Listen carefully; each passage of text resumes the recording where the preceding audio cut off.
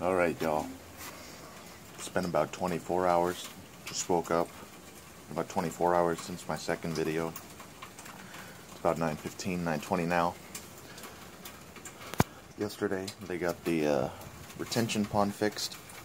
They got the pump working. So this is what we're dealing with now. Oh wait, hold on. Let me get my umbrella through here. As you can see, all of the flooding has gone down. I can actually walk on solid ground. Ooh, I could pull my car out and go to Kroger if I needed. We're gonna see if Zach's place down the street is in good shape too. This is good news. I was genuinely getting worried when the water was halfway up our driveway. However, it is important to note that we are not out of the woods yet. Because Hurricane Harvey is projected to basically head back into the Gulf, get stronger, and then double back directly into Houston. Which means it could be potentially worse than it has been for these last couple days. Now, I don't know how strong this retention pump is, but we had like 30 inches of rain in 24 to 48 hours. And retention pumps seem to yank all that away overnight. You know, I went to bed at like 2 in the morning and it's 9 now. It looks like this.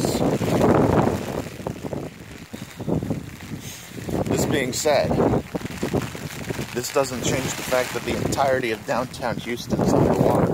Woo! Oh! The wind is certainly much stronger than it was yesterday, which I acknowledge and I respect. As I was saying, this doesn't change the fact that the entirety of downtown Houston is underwater right now. In fact, last night at about 2 in the morning, they decided to sublet the bayous, let off some of the water in the dams, which are going to be hitting parts of downtown Houston, the water that's let off at about 2 p.m. today. Going to be making it worse for the people there, but I can't imagine that it makes things more life-threatening because they were already pretty fucked.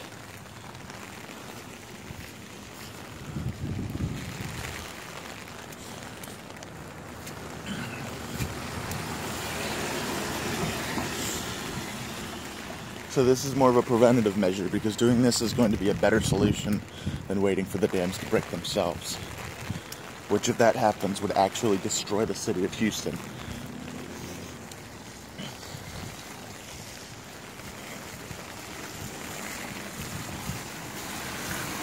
Oh my gosh, Zach's place looks much better off.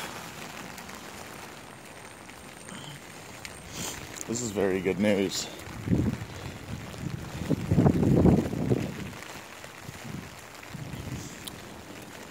So the thing that I want people to see, there's a lot of people that may not understand the gravity of this hurricane and the gravity of the results of what happened. You know, I've been seeing a lot of news footage, but in my opinion, and in the opinion of everybody that I've spoken to, it's not enough. People aren't going to realize how huge this is. The results of this hurricane are going to change Houston forever. There's going to be a dividing history between pre-Harvey and post-Harvey. And if you don't believe me, go take a look at any picture, any tweet that anybody's been putting out. You have water up to the highway signs. Water got 15 to 20 feet up. A a lot of people are asking things like, why didn't Houston evacuate? And that's because there are cities, or there are towns like Galveston, Rockport, that needed to evacuate a lot more than we did. The truth of this hurricane is that nobody expected it to intensify from a series of small storms into a category,